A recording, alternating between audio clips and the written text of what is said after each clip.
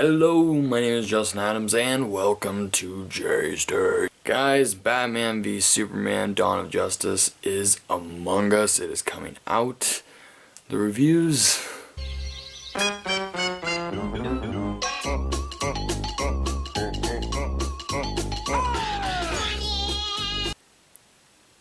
Let's not talk about the reviews. Let's just talk about Man of Steel. I decided, I'm gonna review the only living DC movie, like, kind of for now in the DC cinematic universe type thing. What if a child dreamed of becoming something other than what society had intended? What if a child aspired to something greater?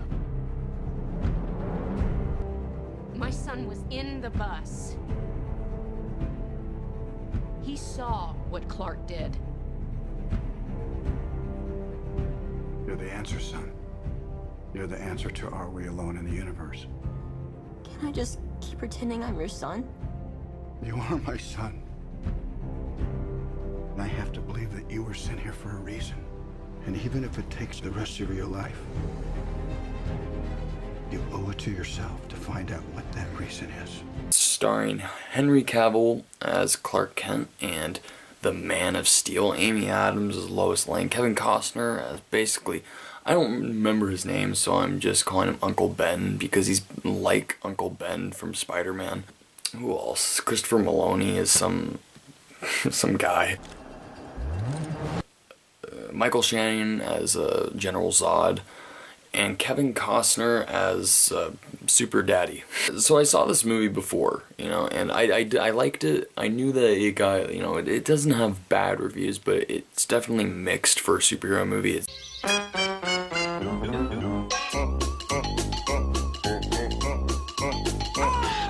The number one thing that turned people off is the action, which is weird for a superhero movie, but the movie, when it wasn't being super serious and super dark and super gloomy. Clark, this is who you've become. Bum, bum, bum, bum. But when it's not doing that, it's violent to the point where you're like, I'm starting to not care about you, Clark, and I'm starting to only care about the people of Metropolis who you are hurting now. Because there are a lot.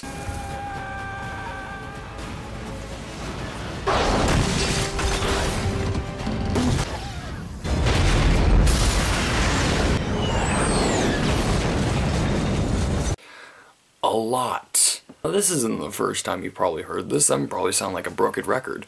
Clearly, because I'm releasing my review fucking 3 years after it was released. So before we get, now I don't want to completely bash it because I don't think it's a bad movie at all. I think that the stuff with Kevin Costner as Uncle Ben, stuff with Kevin Costner is pitch perfect. It's awesome. It's something that we didn't get before in the other movies. At least I don't really remember as much, but we never really got that. And I like how he is the guy who, like, is leveling out. He's teaching him, you know, like, you can, when at the time when, you know, like, he says after Clark saved the kids and from the bus crash, and he was like, what was I supposed to do, let those people die? And Kevin Costner was like, maybe, you know, like, I can see how people would be like, oh, that was a dick. The kid was trying to save some people, but what he's trying to say is that you don't abuse your power, you know, like, don't sit here, okay, yeah, you can save a bunch of people. Now, like, just try to keep it like that, and if you just keep using this power and keep trying to do things, then, especially at a young age, it can fuck with your head, it can manipulate you into going a different route. So, the Kevin Costner stuff is amazing. I love, spoiler alert, but his death is one of my favorites.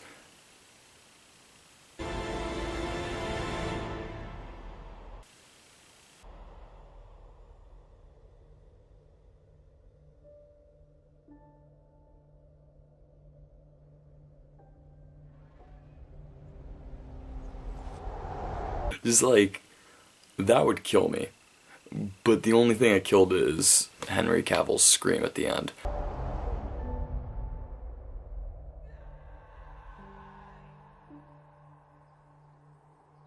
We didn't need that. Zack Snyder, now here's where we go into the complaints. Zack Snyder doesn't know how to cut scenes, I think. I feel like he's one of those guys that he does not want his scenes cut. And, you know, I can understand that. I can get it. He wants all of those little things to be out there. But there are little things that don't need to be there. Like, in the beginning, the movie takes a long, long time for us to even be in Earth, you know? And, you know, that could be cool in retrospect, but it matters on how you do it.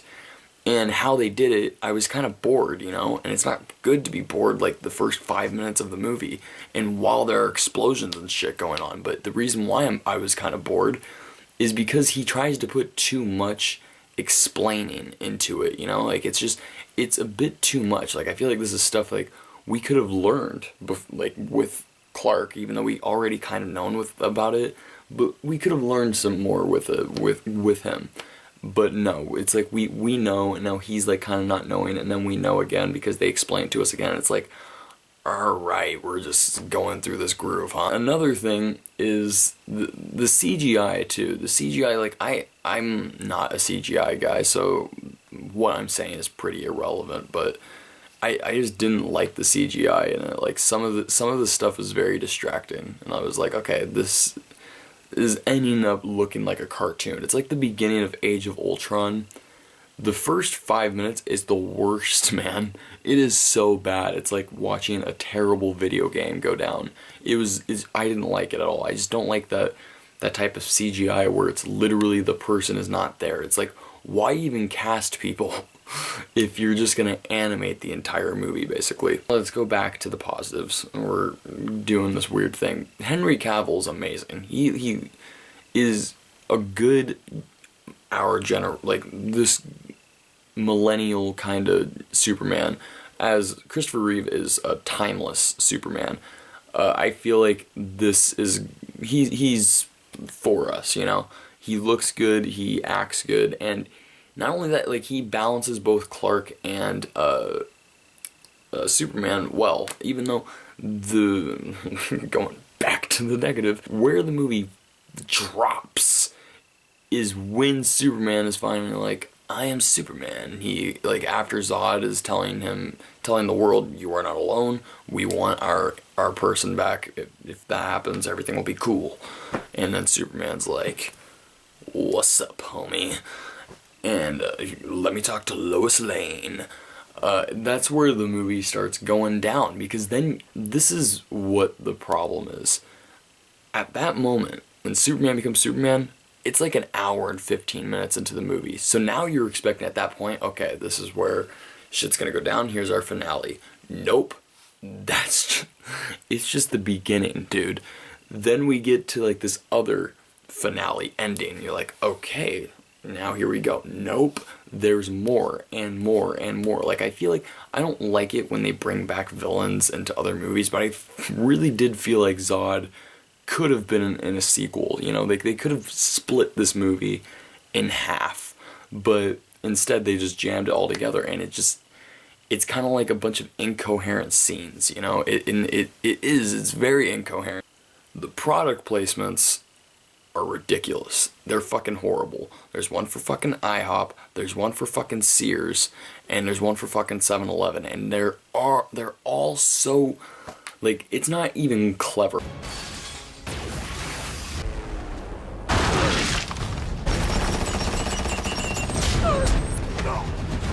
There's one scene at the 7-Eleven when they blow it up, and they just blow it up. But you see the sign 7-Eleven, it's not even like flipped or anything, like, so you see it backwards, it's just 7-Eleven. And it's like, holy shit, and then he's in the middle of the city beating the shit out. Everything is destroyed, and the only thing is not destroyed is Sears. It's like, dude, what the fuck? The kiss between Lois Lane and Clark Kent, that needs to be earned, you know? And I did not feel like it earned it. These two don't know each other, you know? Like, they still don't. I don't care what they've been through. Like, he saved my life. I was kind of searching for him, and then he did this. He saved my life again. We kind of were in another spaceship together, and we've kind of been through. No, okay, you wouldn't just go up and after you were falling from your death, just kiss him and then say, you know, the first kiss is, you know, always the moment. Like, shut the fuck up, Amy Adams. No, brings me to Amy Adams. I do not buy you as Lois Lane. I think I was like kind of blindsided before. Maybe it's because I didn't really care. I honestly didn't really care about Man of Steel. I really didn't. You know, it was something that, again, that's a problem. That's a big, big problem. I remember when I rented Man of Steel, when it came out on Blu-ray, and when it came out on Blu-ray and DVD, I don't know why, I'm working for Blu-ray and I need to put in a plug for them. But when I saw it, I was like, oh shit, Man of Steel, that's right. And the only time I remember seeing anything about Man of Steel was the poster when he was in handcuffs. That was it. Like, I kind of took myself out of Man of Steel. I don't know if it was me or if it was just not enough buzz around it. Like, Batman v Superman, there's so much buzz around it, and it's really hard to not, because not only is Ben Affleck Batman, but you have Wonder Woman, you have Aquaman in there. It's just so much is going on in that one. As Man of Steel was kind of like an origin story, and that was something that we kept on getting. It was kind of like when The Amazing Spider-Man came out. I remember, like, I didn't really remember that until I saw Amazing Spider-Man 2, and I was like, yeah, there was a first one to this. And which brings me to my final thoughts. The movie isn't bad. It's not bad. It's acted well. The action is sometimes, while it is meaningless at points, it looks good. It kind of looks solid, even though some of the CGI didn't really work for me. But the main problem is how they handle the story, the editing, how like some scenes are just go on for way too long, and the ending of how, like, not only is it like multiple endings where you're like, okay, end it there. Nope, you're gonna keep going. Alright. End it there. Nope, you're gonna keep going. Alright. Jesus, man. Like, even towards the end, like, literally at the end, when we see Clark talking to the army dude, he throws the plane down. I was just like, end it, dude. I don't care about this anymore. Alright, guys. That's what I think about Man of Steel. I really did like it. I know, like, because something else, there's no joy. There's, like, no joy with this. Something, I don't like Marvel movies. I kind of don't, in a way.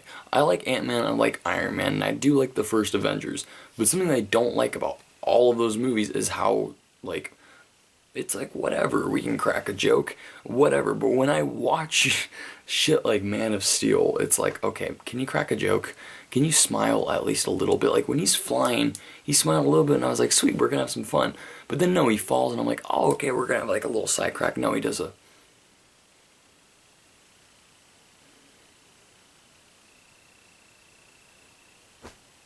Have a little joy, man.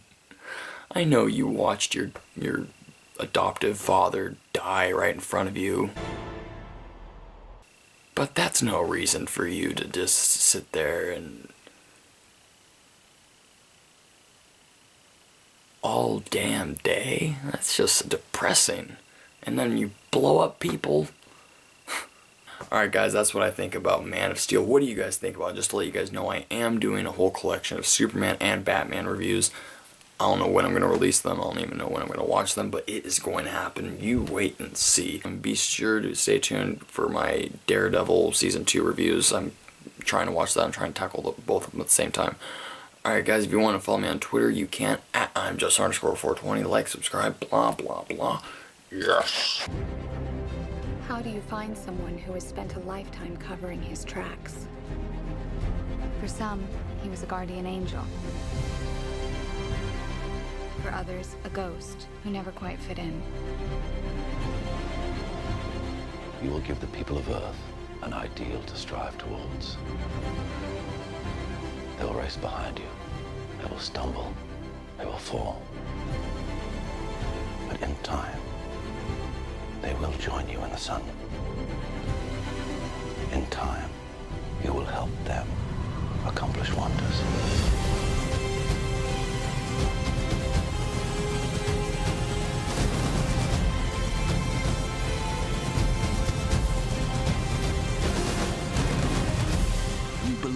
son is safe? I will find him! My father believed if the world found out who I really was, they'd reject me. He was convinced that the world wasn't ready. What do you think? What's the S stand for? It's not an S. On my world, it means hope. Well, here it's an S. How about... Excuse me.